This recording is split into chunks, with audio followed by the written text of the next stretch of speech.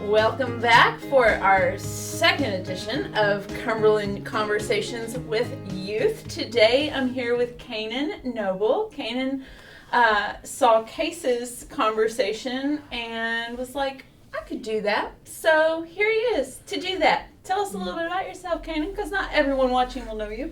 Hard to believe. Hi, my name is Cainen. I'm 13, and I just love going to church here. Love all the people here. Love the environment, and yeah, that's everything about me. Yeah, that's all they need to know, and the rest they'll hear as you talk. Well, so okay, you love going to church here. Tell me about your experience with the church. I mean, I've known you now for a year and a half, but obviously you were here long before that. So tell us about your experience here at the church. Have you just been here forever? Or? Well, I've been here since Corey just became the new pastor. But we used to have an old pastor. I forgot what his name was, but we used to have him before we had Corey, and then Corey started coming here when I was 2 years old or something. And I've been coming here since then. Okay, so your whole life you've been here. And is it your grandmother who brought you when you were little? How'd that end up? Well, when I was little, my whole family sort of came to church. Okay. But then as they all got jobs, it was just me and my grandma coming to church. Yeah.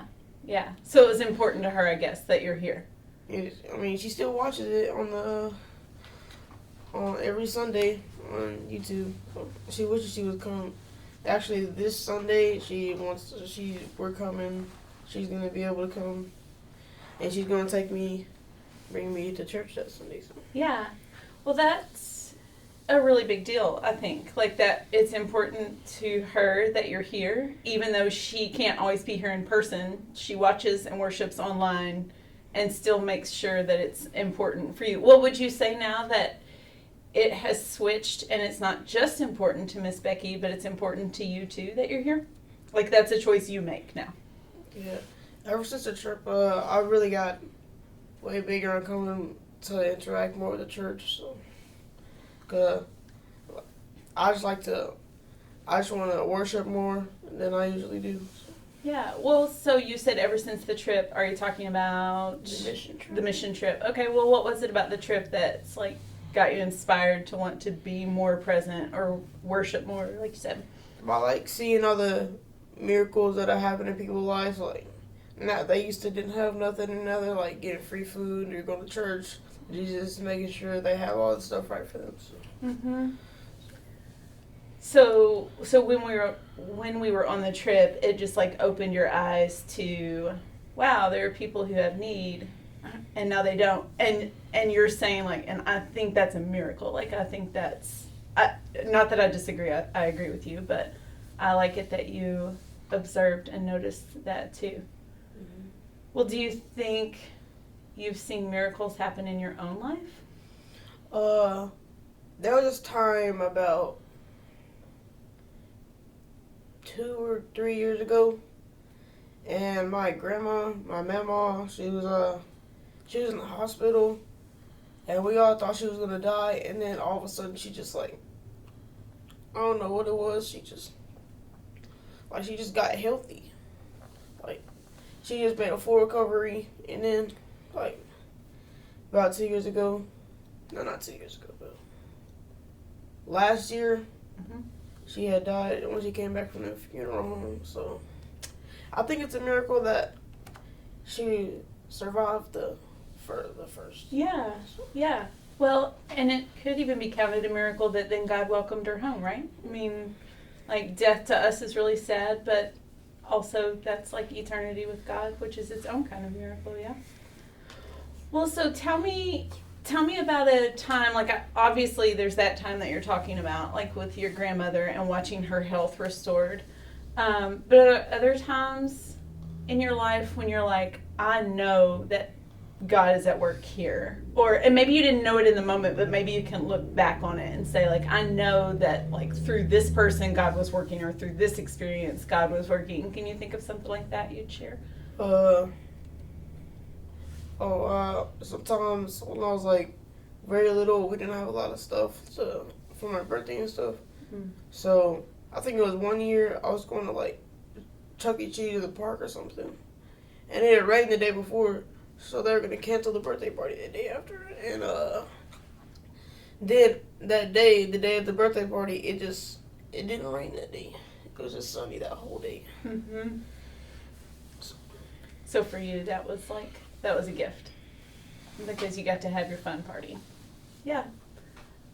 I really like that that's your example because I think that God works in ways that are like really big and really small. And I wonder if sometimes we miss the small ones. But for you, a sunshiny day, which allowed you to have your birthday party, was a gift and a blessing. So I think probably lots of people watching and listening can hear that and relate like, wow, God is at work in these small ways in my life too. Like, thank you for that reminder. That's good. How would you say God's working in your life, like now? As you said, like he's making me open my eyes more. Like, I'm really building a strong relationship with him now. So, really. Yeah. Why do you think that's important, a strong relationship or building that strong relationship? Why is that key?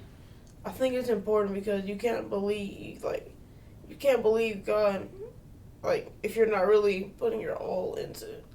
So, I feel like you have to put your all to God if you want to believe Him. What do you think it looks like to put your all to God? Like, going to church every Sunday, worshiping, following like, all the rules He set, like, just making a good example, being a good leader. So let's talk about that. What's it look like at your house or at Dyersburg Middle School, you know? So there's a lot of bad influences at the middle school. So whenever you see that, sometimes it's hard to not follow him behind him. Mm-hmm. But the thing is, you can't, if you know that's going to get you in trouble, you can't just follow him behind it. You just have to make your own example. Like me, I was in +1, probably like most of the year. I had good grades, good behavior. So in that way, other people may look at Cainen and be like, "Oh, Cainen makes good grades, or he's a good leader." But Cainen looks at it like my faith sets me apart and makes me want to choose or be different. Is that fair? Okay. Well, one more question. Speaking of like things at the middle school, and it's not just your middle school, like there's bad influences everywhere.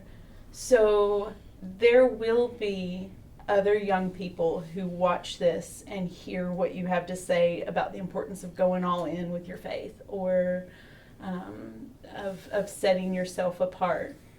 But what else? If you could say something to kids or young people your age who are watching this, or maybe you want adults to hear something about young people, what would you say? I would most like to be a better version of yourself. I really say like to stop all the vaping, all the fighting, all the recording fighting, all the instigating. Like all that stuff is going way out of hand. Like there was way too many fights at school, out of school, too many vaping in school, out of school, too many kids like losing their lungs for the price of being cool. Like, it's just not worth it. It's not worth it at all. Well, what would you say to adults? What's it important for us to hear about people your age? That they are really mischievous. That some people can be good. Some people just maybe just want to get attention, so they do want to be bad. So you really got to watch out for some of those people. Watch out. Kind of correct them. Okay, so not just watch out for them, but be willing to offer the correction or like what they need to kind of get themselves back on track. I do think that's an important message for adults. Okay, Cainen, before I just lead us out, is there anything else that you want to share or say? Any part of your story that we've left out that you think would be beneficial for others or for you to speak? Not really. I mean, really covered everything I wanted to cover today. Okay. Or at least most of it. Most of it. I heard it. What else? What else is there? Nothing. I don't even know why I said most of it. Okay. All right. Thank you so much for sitting down and for sharing a little bit of your story. I think it's really important for young people to hear another young person say, like, you just got to go all in. Like, your faith is important. So thank you. It's an important message. And thank you for joining and for listening to Cainen as he shared part of his story. Cainen is a really special kid. Yep. Thanks for watching. Bye. Well, good? But now my throat is dry. I want some water. Cheers.